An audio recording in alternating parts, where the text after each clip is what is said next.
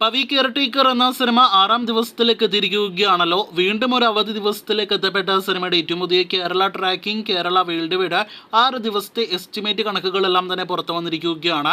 വിനീത് കുമാറിന്റെ സംവിധാനത്തിൽ കഴിഞ്ഞ വെള്ളിയാഴ്ച തിയേറ്ററുകളിലേക്ക് എത്തിയ സിനിമയ്ക്ക് ഇന്ന് കളക്ഷൻ വർധന കേരള ബോക്സ് ഓഫീസിൽ നേടിയെടുക്കാനായിട്ട് കഴിഞ്ഞിരിക്കുകയാണ്.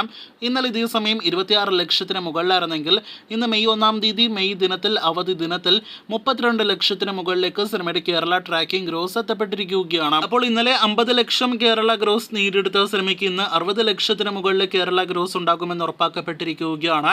ഇന്നത്തോടെ സിനിമയുടെ കേരള ഗ്രോസ് 5 കോടി രൂപയ്ക്ക് മുകളിലേക്ക് അങ്ങനെ കാത്തിരിപ്പിനൊടുവിൽ എത്തുകയാണ്. 5 കോടി 10 ലക്ഷത്തോളം ഇന്നത്തോടെ കേരള ഗ്രോസ് പ്രതീക്ഷിക്കുന്ന പവി കെയർടേക്കർ എന്ന സിനിമയുടെ വേൾഡ് വൈഡ് എസ്റ്റിമേറ്റ് കണക്കുകളിലേക്ക് വരികയാണെങ്കിൽ 7 കോടി രൂപയ്ക്ക് മുകളിൽ സിനിമയുടെ വേൾഡ് വൈഡ് കളക്ഷനും കടക്കുമെന്ന് ഉറപ്പാക്കപ്പെട്ടിരിക്കുകയാണ്.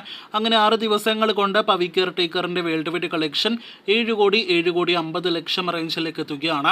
വരുന്ന ഞായറാഴ്ച വരെ സിനിമയ്ക്ക് ഇതേ രീതിയിൽ മോശമല്ലാത്ത കളക്ഷൻ ഉണ്ടാകുമെന്ന് പ്രതീക്ഷിക്കാം. 10 കോടി രൂപയ്ക്ക് മുകളിൽ ഞായറാഴ്ചയോട് ടച്ച് ചെയ്യുമോ എന്നാണ് നാം ഉറ്റുനോക്കുന്നത്.